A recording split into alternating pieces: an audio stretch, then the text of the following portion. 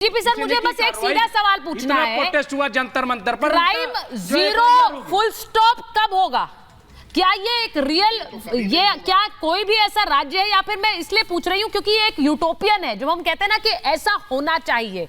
ये क्राइम पर कोई के लिए हम डेटरेंस शब्द का इस्तेमाल करते हैं, यानी कि ऐसी चीजें करें जिससे लोग क्राइम करने से डरें। उसका मतलब ये नहीं होता कि क्राइम रुक जाता है। कोशिश जरूर होनी चाहिए कि क्राइम रुक जाए, लेकिन वो डेटरेंस ये है या फिर सिर्फ सरकार के लिए एक तरह का, जैसा वो कह रहे फिल्मीकरण है, जो वरुण जी ने कहा। सुचरिता जी, जीरो क्राइम कभी न हुआ है न होगा। यूटोपिया बातें हैं, वो फिलोसॉफिकल है, दार्शनिकता है, फलसफा है। लेकिन आज अगर आप क्राइम की स्टैटिस्टिक्स ले लें, जो एनसीआरबी के डेटा है, उसमें देखें डकैती में 210% गिरावट है 2016 से लेके आज तक। मर्डर जो कि कभी छुपाया नहीं जा सकता है, उसमें 80% गिरावट है। इसके अलावा रॉबरी में 150% गिरावट है, और जो किडनैपिंग फॉर रैंसम है उसमें 125% गिरावट है। अब ये तो फैक्ट एनसीआरबी के हैं, ये मेरे तो बनाया है नहीं।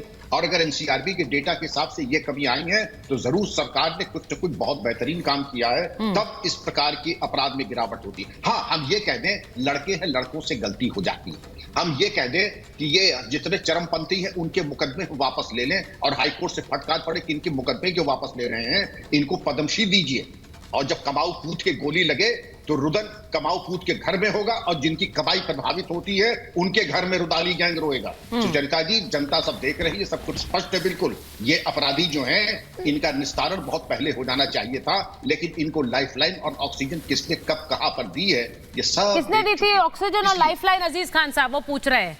मेरा सवाल तो बड़ा बुनियादी है अजीज जी। मैं सर ये सवाल इसलिए पूछ रही हूं कि आप, जब मैंने शुरुआत में यही सवाल पूछा था कि लारेब को लेकर पता नहीं क्यों कि राजनेता जो है कोई कुछ बोल नहीं रहा है, लेकिन असद पर जो एनकाउंटर आज से तकरीबन कई महीने पहले हुआ, उस पर अखिलेश जी बोल रहे हैं और कह रहे हैं कि वो एनकाउंटर फर्जी था। अब जो व्यक्ति, जो क्रिमिनल भाग रहा है, जिसकी खबर रोज हर चैनल दिखा रहा है, लेकिन वो भाग रहा है, वो सरेंडर नहीं कर रहा है, वो अगर एनकाउंटर में मारा जाए तो उस पर सवाल उठाया जाएगा, लेकिन लारेब ने जो घटना की है उसके बाद कुछ नहीं कहा जाएगा।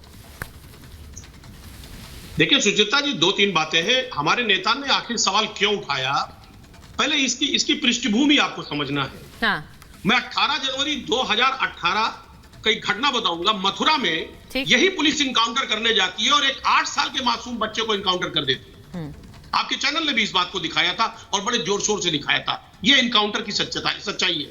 5 फरवरी 2018 को 2 युवकों का इनकाउंटर एक पुलिस करती है, और बाद में उसी पुलिस को, उसी दरोगा को पुलिस गिरफ्तार कर लेती है। संदेह के घेरे में पुलिस है, संदेह के घेरे में कार्यशैली है।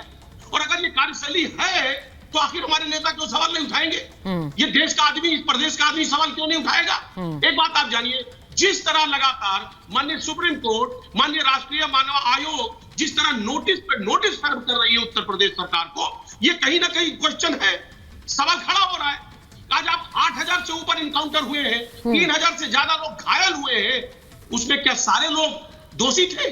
तमाम तरीके के बड़े बड़े सवाल उठाए गए, और वो सवाल मेरे ख्याल से आपके चैनल ने भी दिखाया है। मैं एक चीज अंबर से पूछ लेती हूँ। अंबर, यूपी पुलिस एनकाउंटर कर देगी, ये एक खौफ है, डर है, दिखाया गया, या फिर ये खौफ है, डर है, या पुलिस की उपलब्धि है? ये आप बताइए।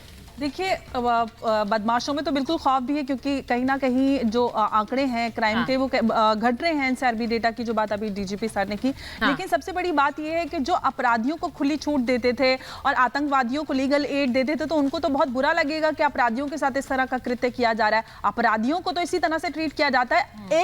एक लड़का खुलेआम किसी की गर्दन चापर से काट देता है, आप उसको एक आम आपराधिक घटना कहेंगे? जुनैद नासिर के हत्यारों को कहेंगे? पूरी दुनिया में हलचल मचाएंगे कि ये तो धर्म के आधार पर हो रही हिंसा है, और यहां पर खुले तौर पे धर्म के आधार पर हो रही हिंसा है, जिसने खुद एक्सेप्ट किया, पब्लिकली चापर भी दिखाया है कि मैंने उसको गुस्ताखे रसूल होने की वजह से सजा दी है। वहां पर सबकी जबान से जाती है। यह है आपका दोहरा चरित्र और दोहरे रवैये। अगर आप एक धर्म के लोगों को कहते हैं कि उनके साथ धर्म के आधार पर नाइंसाफी हो रही है, तो यहां पर आपकी जबान क्यों सिल जाती है? आप सभी को एक चश्मे से देखिए।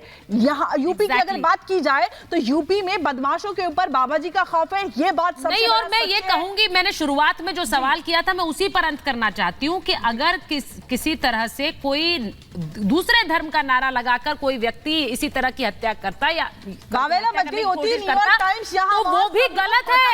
सिर्फ और उस पर बोलने के लिए बोला जाता और दूसरा सही है, एग्जैक्टली जबान चुप क्यों हो जाती है? तो इसीलिए सवाल बार बार ये कि पुलिस की कार्रवाई क्यों ना हो और